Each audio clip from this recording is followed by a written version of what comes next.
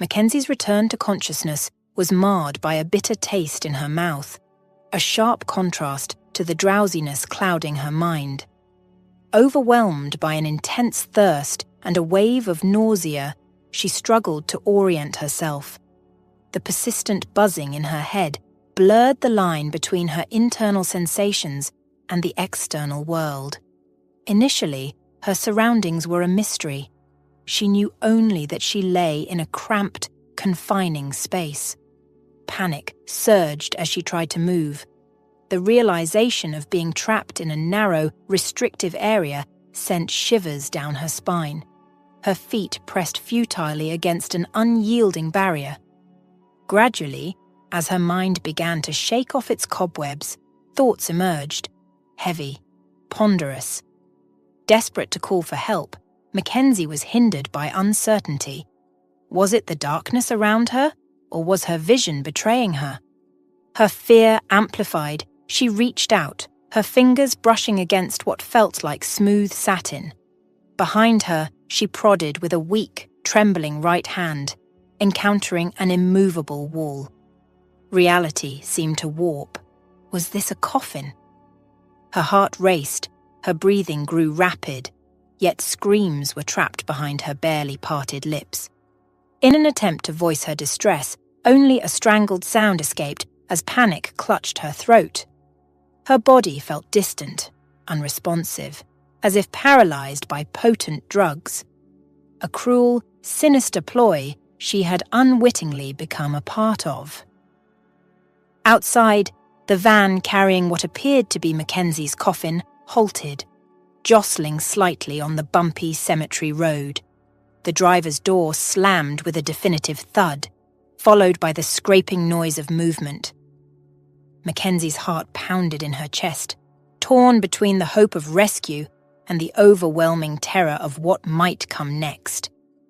As her coffin was carefully unloaded and placed on the ground, Mackenzie's anxiety peaked. She yearned for release, for the sound of laughter that would signify this was all a sick joke, a twisted prank. "Put her here," a familiar male voice commanded, authoritative, yet unsettlingly calm. It was Paul, Mackenzie's husband, whom she loved dearly. His involvement twisted the knot of fear and confusion tighter, leaving Mackenzie in a tumultuous blend of emotions and unanswered questions. The situation unfolded like a grotesque parody, a scenario so bizarre that Mackenzie found herself questioning its reality. Paul, her husband, known for his affinity for extreme sports and unconventional surprises, had always harbored a peculiar sense of humor. However, this instance surpassed peculiarity. It was downright malevolent.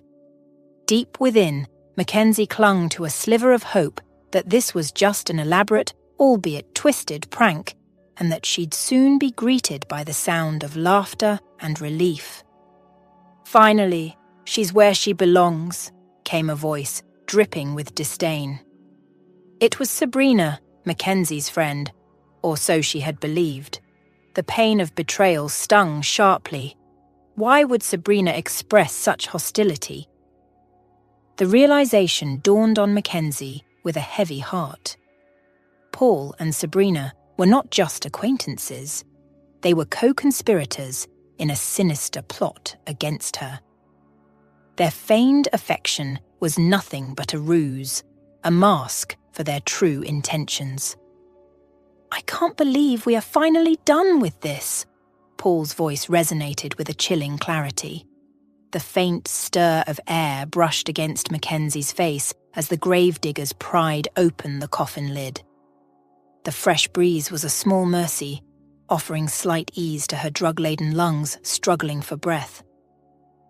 "I've waited for this day for so long. She won't bother us anymore." Paul's words sliced through the air. Beside him, Sabrina clasped his hand, their intimacy now unmistakably apparent.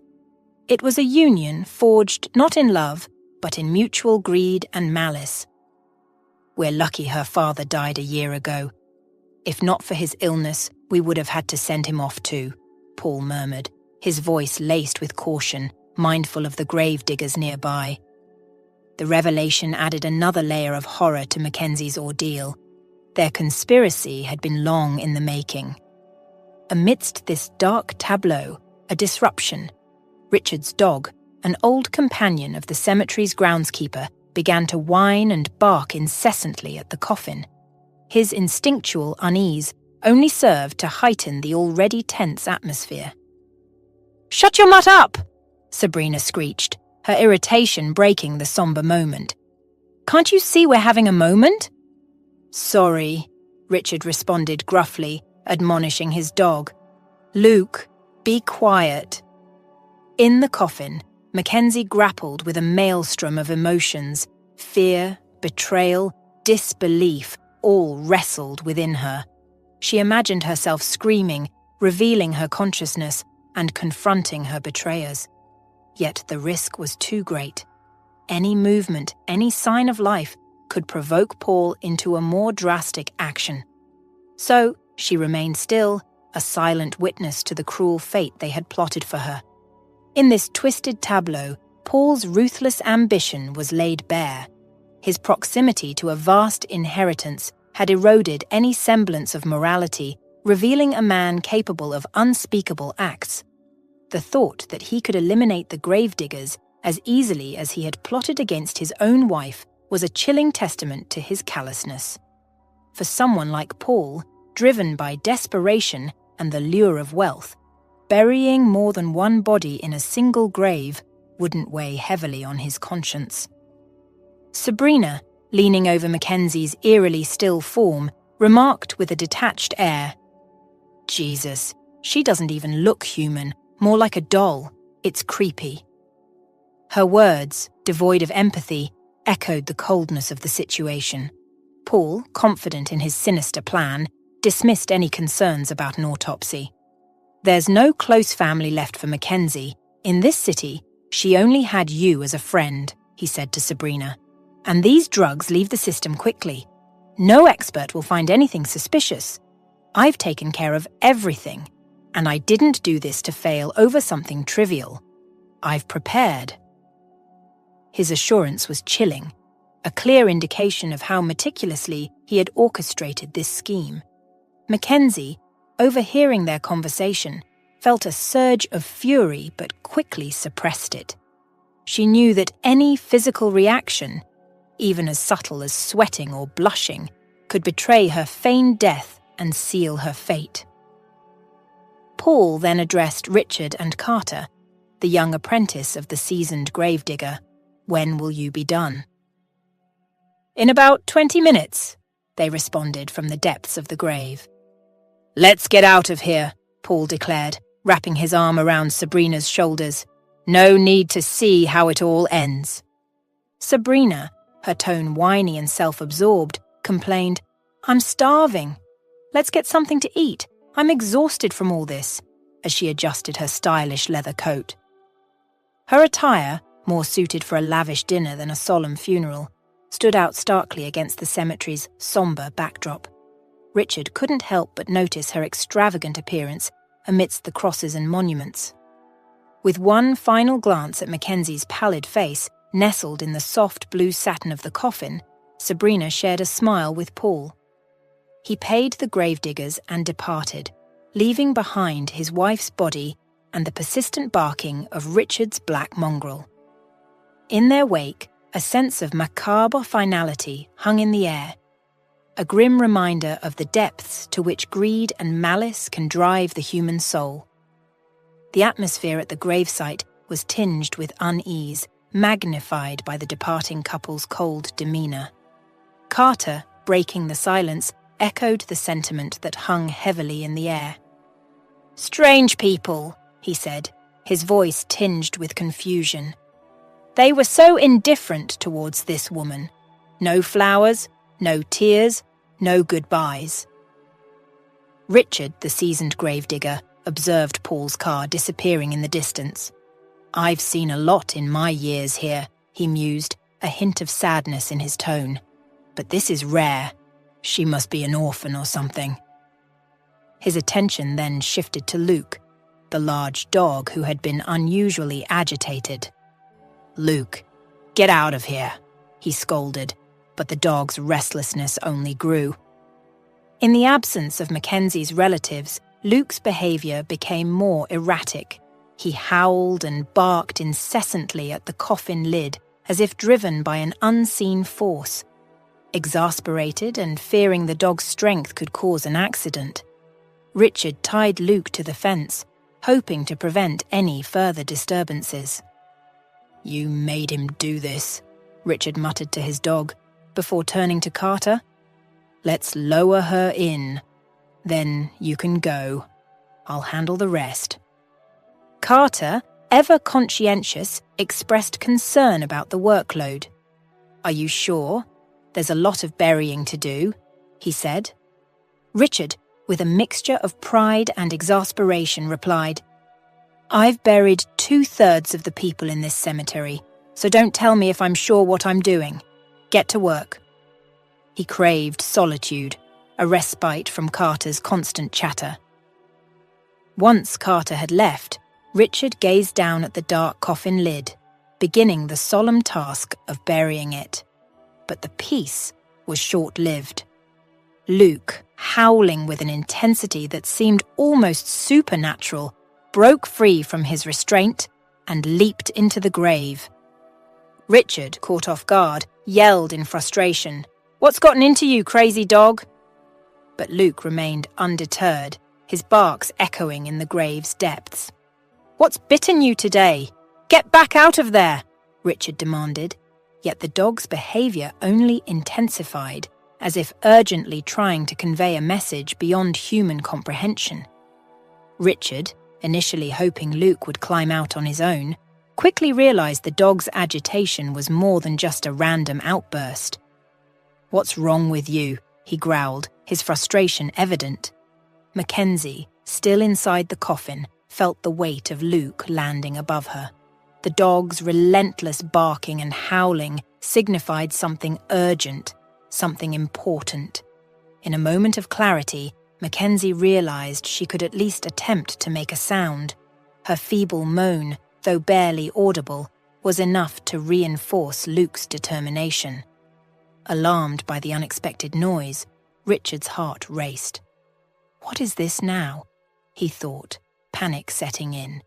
He commanded Luke to step back and, with cautious movements, he squeezed into the grave. Carefully avoiding the coffin, he lifted the lid and was struck with disbelief. There, before him, were the grey eyes of a woman thought to be dead. "Mother of God!" Richard exclaimed, recoiling in shock as Mackenzie tried to utter something, her words tangled and indistinct. "How on earth are you alive? Oh dear!" Richard blurted out, his voice a mix of concern and astonishment. He assisted Mackenzie into a sitting position, his eyes locked with hers, which were brimming with fear. "Are they still here?" she whispered weakly, her voice trembling as tears rolled down her cheeks. "Who? Oh, those... the scoundrels!" Richard nearly cursed, his anger palpable. "We need to call the doctors. How do you feel? We need an ambulance right away," he said, his mind racing with what to do next. Mackenzie, gathering the little strength she had, extended her hand, signalling him to stop. "Don't, please," she implored. "We can't scare them away if they find out. I'm all right, just need some time, I guess," she added, her voice barely above a whisper. "All right, as you say. Let's get you out of here," Richard agreed, his tone now calmer but still laced with concern. As Mackenzie emerged from the coffin, the weight of her near demise hit her.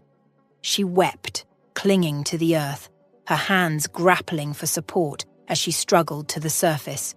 Surrounded by crosses and portraits of the deceased, the grim reality of her situation sank in deeper. She realized, with a heavy heart, that she could have been one of them, lost and forgotten, if not for the miraculous intervention that saved her life.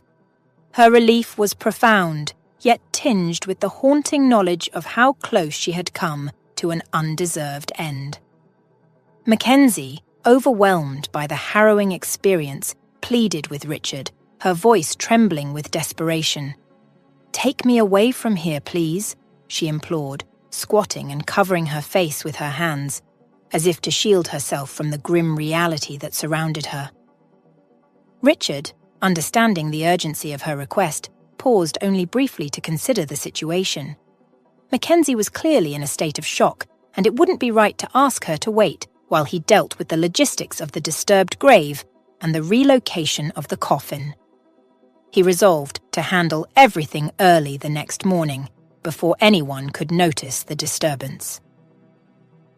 Soon, Mackenzie found herself in the same van that had transported her to the cemetery, but now as a living, breathing passenger. The reality of her ordeal weighed heavily on her mind. Just a day ago, she had been having dinner with her husband Paul in their luxurious two-story house, a legacy from her parents. Now, she grappled with the chilling realization that she had narrowly escaped death at his hands. She speculated that Paul must have drugged her wine during their anniversary dinner, causing her to lose consciousness without any suspicion. She recalled their conversation from the previous night. "It doesn't seem like you," she had said playfully, locking eyes with Paul. "Usually, it's the best restaurant, live music and all." Paul had leaned in, kissed her, and replied, "Don't start this now. It was hard to give it up. I did it for you, by the way." Mackenzie had giggled, unaware of the impending betrayal. "Yeah, I really appreciate your desire to please me," she had responded. "Being alone on such an important day for us is the best option. You even let the chefs go early today and cooked everything yourself." Now, those memories were tainted with the bitter taste of deceit. She pondered over Paul's words from the night before, each one now seeming like a carefully crafted lie. How long had he been plotting this? The realization that her close friend Sabrina was also involved added a deeper layer of betrayal to her pain. How could she have stabbed her in the back like that? The questions swirled in her mind, each one a painful reminder of the treachery she had narrowly survived. Sabrina, who hailed from a middle-class background, had always harbored aspirations that stretched far beyond her modest upbringing. When she arrived at university, her strategy was clear and deliberate. She sought out friendships exclusively with those who came from wealth and influence. It was in this calculated social maneuvering that her path crossed with Mackenzie's. Mackenzie, coming from a well-to-do family, was a prime target for Sabrina's agenda. Initially, their friendship seemed genuine. They shared classes, laughed at the same jokes, and spent countless hours discussing their dreams and ambitions. However, beneath Sabrina's friendly exterior lay a more opportunistic motive. "Remember how we met, Mackenzie?" Sabrina would often reminisce with a smile. "We were paired for that economics project, and I knew right then we'd be great friends." Mackenzie would laugh, replying, "Yes, and I thought you were the serious, studious type. Little did I know you were more interested in my family's summer house than my lecture notes." Their banter, once light and filled with the innocence of college days, now echoed hauntingly in Mackenzie's mind as she pieced together the reality of their relationship. Sabrina's interest had always been more in what Mackenzie could offer her socially and materially rather than a genuine connection. This realization, coming in the wake of her near-death experience, painted their past interactions in a starkly different light, revealing the depth of Sabrina's deceit and the fragility of their so-called friendship. Mackenzie, still reeling from the shock of her ordeal, made her way into the watchman's hut. Her legs were shaky, a physical testament to the trauma she had just endured. The modest interior of the hut barely registered in her mind as she hurried to find a place to sit. her thoughts consumed by the betrayal she had narrowly escaped. Richard, ever the compassionate soul, moved to put the kettle on. "You'll feel better soon," he assured her, his voice a calming presence in the turmoil of the moment. "I'll brew you some tea. I'd offer something stronger, but staying sober right now is best. Besides, we shouldn't mix it with the drugs, if that's what they used." Mackenzie pressed her temples, her voice laced with distress. "My mind is foggy. My husband drugged me with some sort of dose. My brain feels melted," she confessed. "You're the only one who knows about my situation, and I don't want anyone else to know. You're the only one who can help me. I'm sorry to ask, but I need to borrow some money. I will definitely return it. They were after my fortunes, and that's why they wanted to kill me," she finally admitted, her voice steady despite the gravity of her words. Richard looked at her, his expression a mix of astonishment and sympathy. In his many years at the cemetery, he had witnessed a myriad of human emotions and experiences, but nothing like this. The thought of someone, especially a spouse, resorting to such a heinous act was beyond his comprehension. "Your husband certainly seemed like a scoundrel," he said, shaking his head in disbelief as he observed Mackenzie's distraught state. She was visibly shaken, the stress and anger of her experiences manifesting in her trembling form.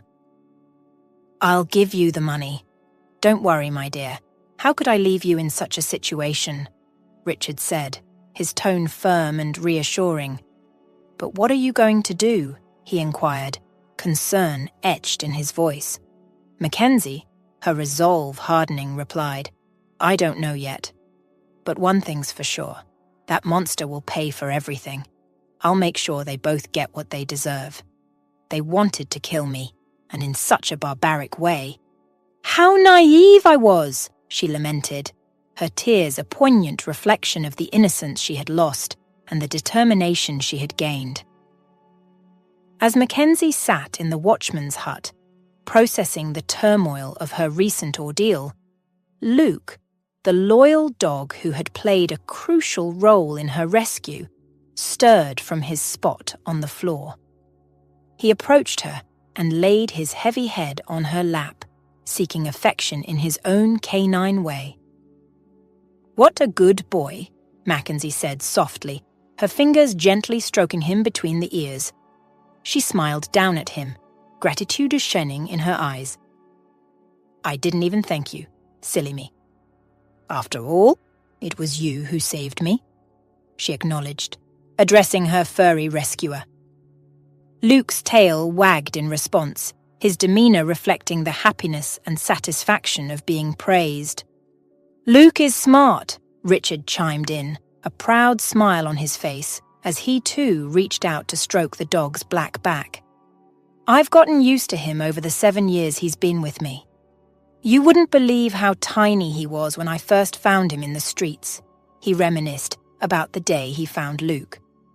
Mackenzie's gaze shifted from Luke to Richard.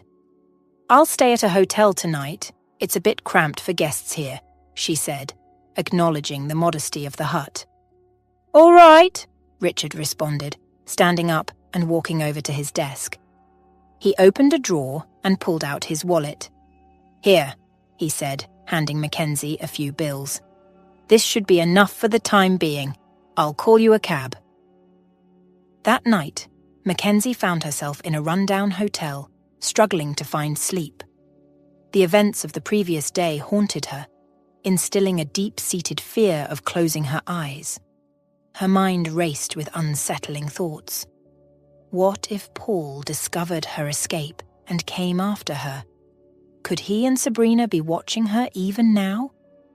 But above all, Mackenzie grappled with the daunting task of exposing her husband and her treacherous friend. She knew she needed to act wisely and strategically. After a restless night, with dawn breaking, Mackenzie finally managed to close her eyes, her resolve crystallizing. She knew what she had to do. Returning to the cemetery the next day, she made her way straight to Richard's hut, only to find it empty. Walking among the graves, a chill ran down her spine as she thought about the horrifying reality that she could have been one of the silent residents of this solemn place. The thought that her life could have ended at just 29 years old was a frightening contemplation, reinforcing her determination to confront the injustice that had been done to her. Mackenzie's call for Richard was met with Luke's enthusiastic response, his joy at seeing her again evident in his playful jumps and wagging tail. "Hey, my good boy," she greeted, petting his shiny fur affectionately. She then followed Luke to where Richard was diligently working, clearing weeds that had encroached upon an old grave. "You're back again. I hope you haven't changed your mind about staying here," Richard said with a light-hearted chuckle, not pausing in his task. Mackenzie responded with a smile. "Yep, I'm back, and I need your help again." Joining Richard, Mackenzie began to awkwardly pull at the thick grass. Her inexperience was evident, but the physical activity provided a calming effect. Richard, noticing her struggle, handed her a small hoe. "Take this instead. Just don't hit your feet. So, what's the plan?" he inquired. Mackenzie outlined her strategy. "We need to scare Paul. Call him and say you know his secret, that you saw me open my eyes and that I'm alive. If he denies it, we'll say your partner knows too. Then Paul will have no choice but to try to silence you. Demand a large sum for your silence. When you meet, get them talking so every word is recorded. Paul's a braggart. I'm sure he'll talk." "Sounds like a plan," Richard agreed, impressed with her thought process. "We could give it a try, but let me finish here first." So after about half an hour, they were ready to make the call. Richard, with a deep breath, dialed Paul's number and waited for him to pick up. "Hello, it's Richard. We need to meet and talk about how you buried your wife alive. I will see you at my hut today at 4 p.m. I'll also text you the amount of money you will need to bring to keep me quiet." He hung up after Paul's brief, startled response. "So, what did he say?" Mackenzie asked, her anxiety palpable. "Well, he only said, 'Okay.' He must have been so scared that he didn't even bargain," Richard replied. Before implementing their plan, they had informed a police officer. The officer soon arrived, questioning Mackenzie thoroughly about her experience and the plan they intended to execute. As the clock ticked towards the appointed time, tension hung in the air, their carefully laid trap waiting to spring. Mackenzie's ordeal had reached a critical juncture, and as she narrated the harrowing details to Officer Andrews, his astonishment was evident. "So you're saying your husband planned your death?" he asked, his tone reflecting both surprise and disbelief. "Well, he's quite inventive." "You'll see for yourself soon," Mackenzie replied, her voice steady with a resolve forged in the fires of betrayal. Together with Officer Andrews, she concealed herself around the hut, waiting for Paul's arrival, ensuring they remained out of sight. Paul, cautious and vigilant, scanned the area as he arrived, confirming he was unobserved. He greeted Richard with a handshake before entering the hut. "Not bad, old man," Paul remarked with a hint of condescension as he closed the door. "Did it take you all day to decide on blackmailing me?" Richard, struggling to contain his anger, replied coolly, "Well, it's the opportunity of a lifetime, I guess." Paul, with his characteristic arrogance, handed a bag to Richard. "Keep quiet about this," he warned. "If anything leaks out, you'll be my first suspect, and then a new grave will be yours." His threat was as chilling as it was direct. Richard, barely holding back his emotions, asked, "Why did you do that to her? It must have been a terrible death. She was moving in that coffin. She must have woken up underground." Paul, devoid of any remorse, casually admitted his miscalculation. I hoped she would die in her sleep. Seems the drugs wore off earlier. But it doesn't matter now. The deed is done. You're my accomplice. So if you try to turn me in, you'll be punished too. His confession was cold and calculated. Mackenzie was a bold, spoiled brat. She never treated me as an equal, so she got what she deserved, Paul declared dismissively, turning to leave. But as he opened the door, he froze. There stood Officer Andrews and, to his shock, Mackenzie, very much alive. "Now you can't run," Mackenzie said, her voice tinged with a mix of triumph and anger as she struck her husband across the face. But Paul, maintaining his composure, pushed past them and sprinted towards his car. "Luke, get him!" Richard commanded. The loyal black dog pounced on Paul, knocking him down and latching onto his leg, tearing at his pants. "Get this stupid mutt off!" Paul yelled desperately, trying to shake Luke off. Turning to Richard, Mackenzie asked, "Do we have the recording of Sabrina?" Richard smiled confidently, pulling out his phone. "You doubt me? I've got everything. These scoundrels won't get away." His words were a reassurance of justice, a promise that the truth would not remain buried. With the arrest of Paul and Sabrina, Mackenzie finally found herself in a place of safety and relief. The weight of the harrowing ordeal began to lift, allowing her to focus on providing her statement and preparing for the upcoming trial. She made it a point to avoid any unnecessary encounters with Paul and Sabrina, unwilling to be subjected to their deceit or false displays of remorse. While Paul remained unapologetically greedy and cruel, Sabrina resorted to insincere pleas for forgiveness. "Mackenzie, please forgive me. He talked me into it. It was all him," Sabrina implored, grasping at Mackenzie's sleeve during an unexpected encounter at the prosecutor's office. "Please forgive me. He threatened to kill me too.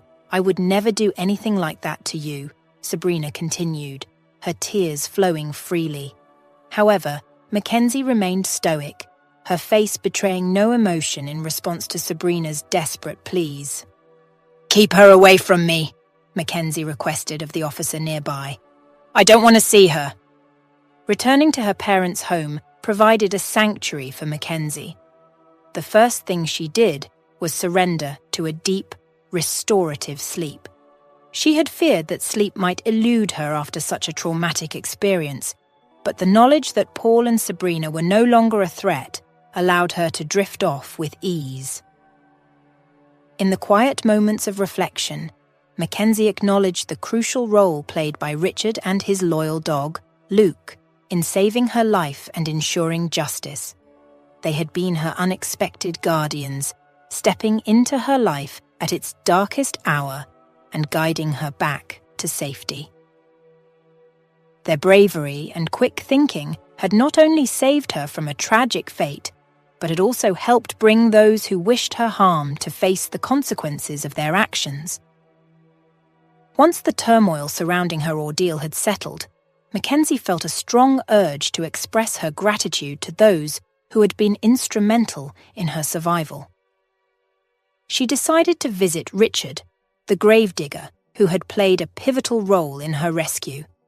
Along with her, she brought gifts to show her appreciation, a new jacket for Richard and a collar, along with some treats for his loyal dog, Luke. As Mackenzie approached the cemetery, her heart was filled with a mixture of emotions. The place that had almost been her final resting spot now held a different meaning for her. She spotted Richard, who was tending to his usual duties, and approached him with a warm smile. "Richard?"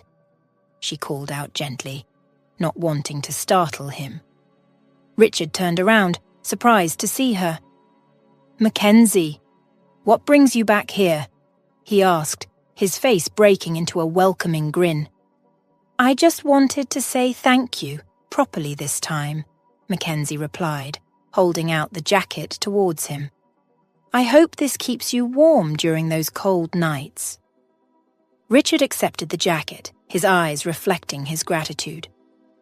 "Thank you, Mackenzie. This means a lot," he said, feeling the fabric between his fingers. "And this," Mackenzie continued, revealing the collar and treats, "is for Luke." At the mention of his name, Luke trotted over, his tail wagging in excitement. Mackenzie knelt down to fasten the new collar around his neck and offered him a treat, which he accepted eagerly. "He's been a true hero," she said, scratching Luke behind the ears. "He sure is," Richard agreed, watching the interaction with a smile. "He's got a knack for sensing when something's wrong." In the midst of their conversation, Mackenzie felt a surge of warmth and gratitude towards Richard.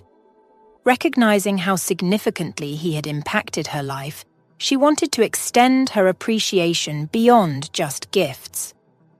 "Richard, I was wondering," she began, her voice tinged with sincerity, "if I could invite you for dinner. It's the least I can do to thank you properly for everything." Richard, taken aback by the invitation, hesitated for a moment, his usual reticence evident. "Oh, I don't know, Mackenzie. I'm not much of a dinner guest," he replied modestly. Mackenzie smiled, understanding his reluctance. "Please, it would mean a lot to me. You've done so much, and I just want to show my appreciation in a small way. It doesn't have to be anything formal."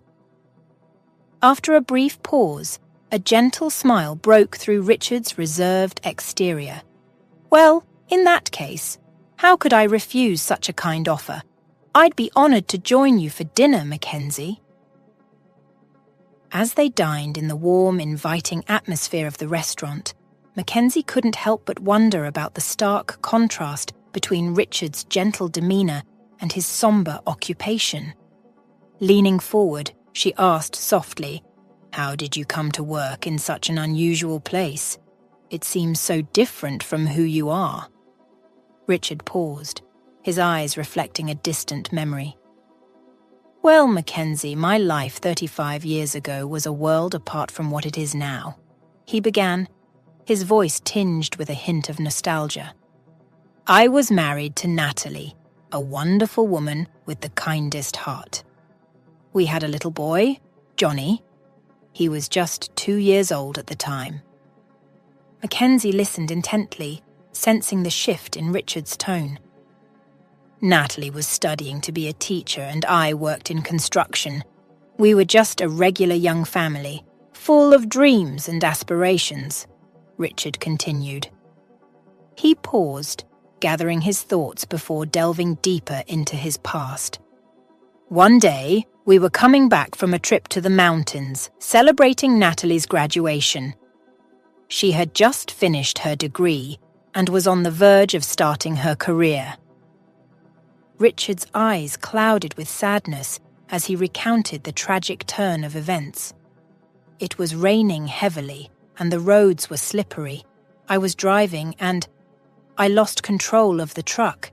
It crashed into a tree on the passenger side, right where Natalie was sitting." Mackenzie's heart ached as she listened, understanding the depth of the tragedy that had befallen him. "Natalie. She didn't survive the crash. Johnny was safe, strapped in his seat between us. But my world shattered that day."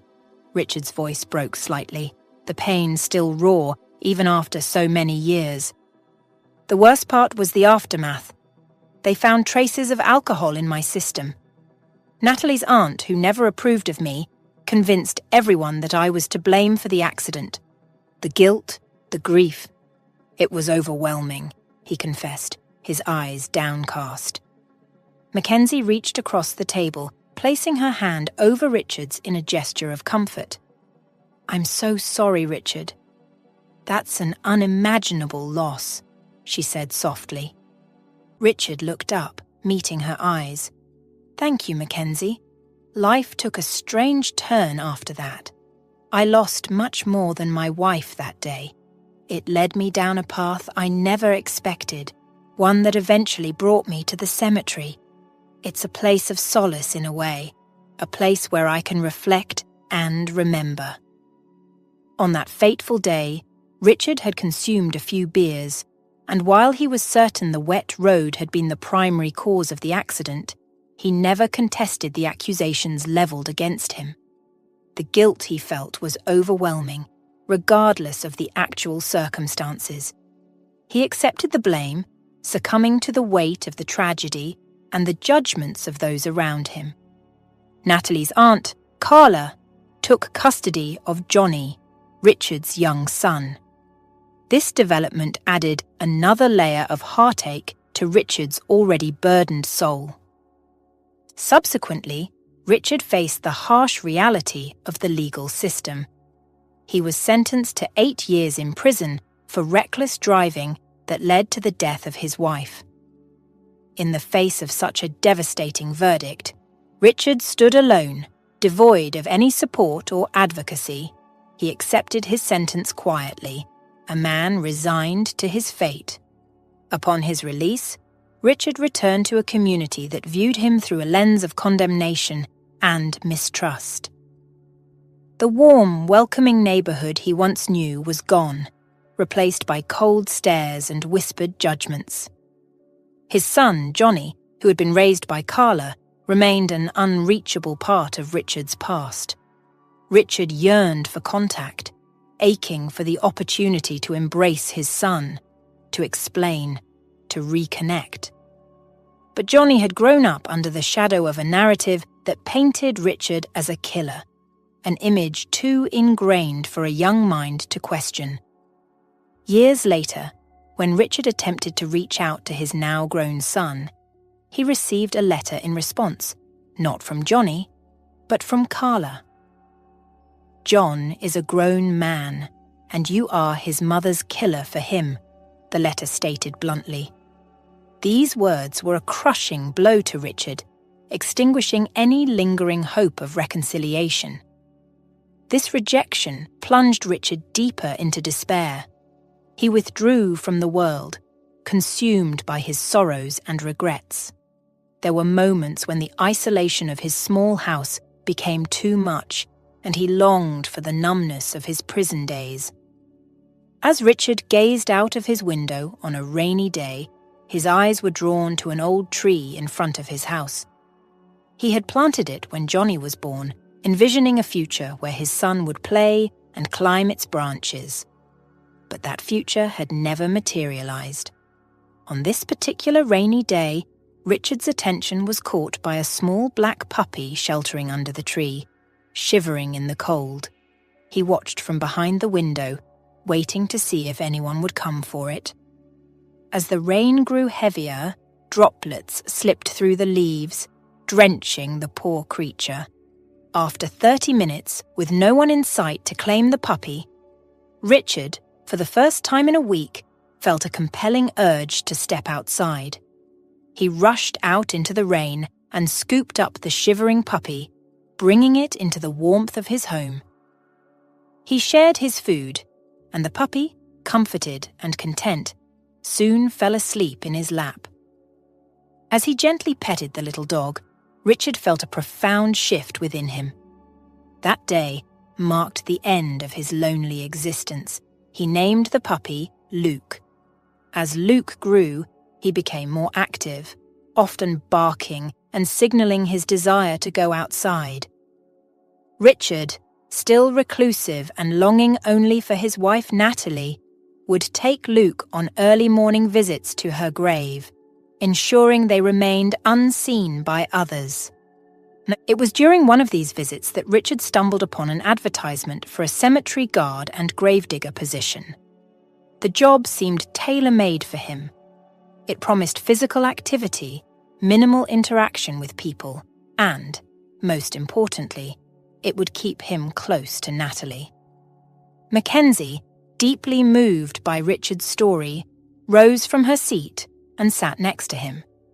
She didn't speak. Words seemed inadequate in the face of such profound sorrow and resilience. Instead, she simply sat beside him, holding his hand in a gesture of solidarity and understanding. After enjoying a delightful dinner, Mackenzie drove Richard back to his place. Once Richard had safely entered his home, Mackenzie turned her car towards her own abode, her mind buzzing with thoughts. Besides managing her thriving business, she now found herself with an additional, intriguing mission. This new task, which had unexpectedly emerged during their conversation over dinner, sparked a mix of excitement and determination in her. 2 months later, Mackenzie drove into a quaint southern town where she hoped to find John Clark, the son of Richard. On reaching what she believed was his last known address, she found the house unresponsive to her knocks. Deciding to wait until the evening for the resident's return, she drove to a local diner to pass the time and grab a bite. As she drove past a nearby high school, Mackenzie's attention was captured by a group of teenagers engaged in a fundraising activity. Curious and feeling generous, she stopped to contribute. As she approached, 2 exuberant teenage girls holding collection boxes eagerly approached her car. "We're helping out our teacher, Mr. Clark," one of them called out enthusiastically, while the other chuckled. Mackenzie, intrigued but cautious, initially drove away, only to park in a nearby lot shortly after. She returned to the girls, slipping some bills into their boxes before inquiring about the cause of their fundraiser. "Oh, Mr. Clark's our math teacher. He's really nice, and we want to help him out," the girls said, each trying to outdo the other in their description. The other girl, with a mix of exasperation and humour, chided her friend. "Matea, she's asking what the fundraiser is for." She laughed, then turned back to Mackenzie. "Sorry about that. She's just excited to skip math class today. We're raising money for Mr. Clark's mum. She's in the hospital fighting cancer. We all love Mr. Clark, so we want to help." Mackenzie felt a wave of confusion. She was searching for John Clark, who, to her knowledge, had lost his mother in a tragic car accident years ago. The situation didn't add up. Gathering her thoughts, Mackenzie addressed the girls. "Can you take me to your teacher? I'd like to meet Mr. Clark." Mackenzie found herself in the school hallway, anxiously awaiting the end of John Clark's class. The bell finally rang, signalling the flood of teenagers streaming out of the classroom. With a deep breath, she prepared herself to meet the son Richard had lost so many years ago. She introduced herself to John, who emerged from the classroom. Mackenzie chose her words carefully, aware of the delicate nature of the conversation. She avoided shocking him with the full extent of her connection to his father, instead opting for a more general introduction. Gradually, she began to weave the story of Richard, watching as John's expression shifted from curiosity to sadness, then to anger. John, clearly unsettled, asked why Mackenzie had sought him out and what she wanted from him. When he inquired about the significance of this meeting to her, Mackenzie realized she couldn't avoid mentioning her own harrowing experience. John listened, visibly shocked as Mackenzie recounted her near-death experience and miraculous survival. As she explained her mission, John's expression turned to one of hesitance. He explained his current situation, caring for his sick Aunt Clara and struggling to cover her medical expenses. Seizing the opportunity, Mackenzie proposed a deal. She offered to take care of all Clara's medical bills in exchange for one thing: that John agree to meet with his father, Richard, and listen to his side of the story. Her offer was motivated not just by a desire to help Richard reconnect with his son, but also by a sense of gratitude for the life she now owed to Richard's intervention. On a warm spring day, during the school break, John found himself driving for hours to a town he couldn't recall, having left it as a baby. He was meeting Mackenzie, and together they were heading to the cemetery where Richard worked. Arriving at the cemetery, they saw Richard diligently tending to overgrown areas, his dedication to his job evident. Nearby, Luke, his loyal dog, was enjoying the sunshine. As John and Mackenzie approached, John glanced at her, uncertainty flickering in his eyes. Mackenzie gave him a reassuring nod, signalling it was time. Richard, noticing their approach, looked up, his face lit up with a broad smile upon seeing Mackenzie. "Well, it's you again. What's the surprise this time?" he asked with a chuckle, happy to see her. After warmly embracing Mackenzie, Richard's eyes fell on John. He gave him a thoughtful once-over, then turned back to Mackenzie with a playful grin. "Good choice," he joked. "New boyfriend?" Mackenzie, caught off guard by the comment, glanced at John and blushed slightly. "Not really. At least not yet," she replied, her words light but carrying an unspoken gravity. John's eyebrow quirked at her response, a hint of surprise in his expression. Mackenzie's smile then slowly faded, replaced by a look of profound serenity. She stepped forward, gently taking Richard's hand. Her smile returned, warmer now, as she met his gaze. "It's always good to see you, Richard." She then turned her smile towards John. "This man is a wonderful math teacher. His name is John Clark, and he is your son, Richard." Richard's face registered a mix of disbelief and profound shock. His gaze shifted to John, who was already on the brink of tears, standing just a few feet away. Richard remained motionless, as if time had stopped, his eyes locked onto John's. He was afraid to blink, fearing that the moment he did, the floodgates of his own emotions would open. He began nervously scratching his rough palm, a whirlwind of thoughts and emotions racing through his mind. For years, he had been haunted by the question of what had become of his son, where he might be. Now, suddenly, the answer was right in front of him. John, too, was grappling with his own tumultuous feelings. He had grown up despising the man he now faced, fueled by years of resentment and misunderstanding. But now, confronted with the truth and the sight of his father on the verge of tears, his long-held perceptions were crumbling. Mackenzie, observing the charged silence between father and son, felt the need to intervene. "Will you go ahead and give each other a hug already?" she encouraged gently. Her words broke the spell. John, laughing through his tears, felt a release from the tension that had been building inside him. He moved towards his father and embraced him fully, the years of separation and misunderstanding melting away in their shared embrace. In that embrace, years of pain, regret, and lost time seemed to dissolve. For Richard, it was a moment of redemption and reunion.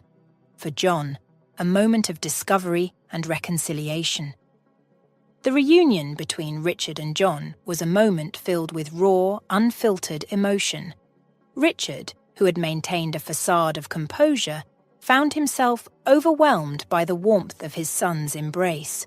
Tears streamed down his cheeks as he felt John's strong arms around him, a connection he had yearned for over countless lonely years. Gently, he touched John's back, marveling at how the small boy he remembered had grown into a strong, capable man. "I've waited for this day all my life, son," Richard managed to say, his voice choked with emotion. John, equally moved, expressed his regret. "I'm so sorry, Dad," he said, his voice laden with guilt for having accepted the misconceptions about his father without seeking the truth himself. Richard understood the complexity of John's feelings. He knew that John had been too young to comprehend the full story and had formed his opinions based on what others had told him. Meanwhile, Luke, Richard's loyal dog, had made himself comfortable in Mackenzie's lap. She embraced him, kissing his head tenderly. Luke seemed to sense the significance of the moment, gazing up at Mackenzie with understanding eyes. The rest of the afternoon was spent in the cemetery. John and Richard visited Natalie's grave together, a moment of shared reflection and remembrance. Afterwards, John assisted Richard with his duties, pulling weeds and catching up on lost time. Mackenzie, recognizing the importance of the father and son having time alone, took Luke for a walk. As the day drew to a close, Mackenzie extended an invitation for dinner at her house, wanting to celebrate the newfound connection between father and son. Luke, who had grown fond of Mackenzie, seemed reluctant to part with her. Smiling, she asked if she could take him along in her car, to which Richard readily agreed. He was somewhat relieved, as Luke's playful energy, heightened by the day's events, had him mischievously running off with Richard's tools. Mackenzie, having inherited her father's business and the large house that came with it, chose to live a life of simplicity in stark contrast to the wealth she had grown up with. Her father had employed staff to maintain the house, but Mackenzie preferred to handle things herself whenever she could. That evening, she had personally prepared the dinner table, creating a warm and inviting atmosphere without the assistance of Gloria, the housekeeper. She had encouraged Gloria to take an early leave and enjoy a few days off. The reason for having a housekeeper at all was practical. The house was simply too big for one person to manage. It was a testament to her father's dreams and aspirations, a grand structure that he had always envisioned. The dinner was a delightful experience, filled with lively conversation, shared laughter, and the joy of newfound connections. Richard, in a moment of heartfelt gratitude, thanked Mackenzie for the role she played in reuniting him with his son and giving him the opportunity to clear the air. As the evening gently merged into night, John prepared to leave, his car keys in hand. Mackenzie, Richard, and John lingered outside, savouring the final moments of their gathering. "Tonight meant more to me than I can say," Richard spoke, his voice laden with emotion. "Mackenzie, without your kindness, this," he gestured towards John, "this reunion might never have happened." John nodded in agreement. "I can't thank you enough. Today has changed everything for me." Mackenzie smiled warmly. "I'm just glad I could help bring you two together. It's been a beautiful evening." As John got into his car, he paused, looking back at Mackenzie and Richard. "I'll be back to visit soon. This isn't goodbye, just a see you later," he said with a hopeful smile. "Drive safe, son," Richard called out, a proud smile on his face. As John drove home, his mind was a whirlwind of emotions.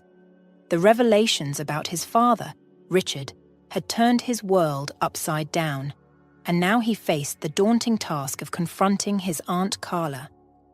Carla, who had been like a mother to him, had also been the source of the falsehoods that kept him estranged from his father for years. John grappled with feelings of betrayal, yet he couldn't ignore the care and love she had provided him all these years. Carla's medical bills had been generously covered by Mackenzie, a gesture that had facilitated Carla's recovery and her return home. This act of kindness added another layer of complexity to John's feelings. When he arrived home, Carla was waiting for him. Her eyes, filled with a silent remorse, met his as he walked in. She looked at him with a plea for forgiveness in her gaze. "Please forgive me," she uttered softly, her voice laden with regret. John's thoughts went back to what Richard had said to him earlier. "No matter what she said, it's in the past now. She took you in and gave you things I wasn't able to give. Forgive her, son." With those words echoing in his mind, John didn't respond verbally. Instead, he took a moment, then walked slowly towards Carla. He embraced her, signalling his forgiveness without the need for words. It was a hug that conveyed understanding, acceptance, and a willingness to move beyond the past. As time passed, John found himself drawn increasingly towards his father, Richard, and their newfound relationship. His visits became more frequent, a routine that he cherished. Each time he went to see Richard, he made it a point to stop by Mackenzie's as well. Their bond, which had formed under such extraordinary circumstances, continued to grow stronger. During one of these visits, Richard couldn't help but notice the extra spring in John's step whenever he mentioned Mackenzie. Teasingly, he commented, "You seem more excited to see Mackenzie than your old man." John blushed at the remark, but he couldn't deny the truth in his father's words. His relationship with Mackenzie had blossomed into something more than friendship. Soon enough, they started dating, their connection deepening with each passing day. For Richard, watching his son find happiness was a source of great joy. It was as if his life, which had once been shrouded in darkness and despair, was finally aligning onto a path of light and hope. He often found himself reflecting on the serendipity that had led him to his job at the cemetery. This job, which had seemed like a retreat from the world, had unexpectedly brought him closer to God, allowed him to reunite with his son, and witness the blossoming of a new love. "Thank God for leading me to that job," Richard would often say quietly to himself. "It's brought more blessings than I could have ever imagined." As Richard watched his son and Mackenzie, he felt a profound sense of gratitude. The cemetery, a place of endings, had paradoxically become a place of new beginnings for him and his family.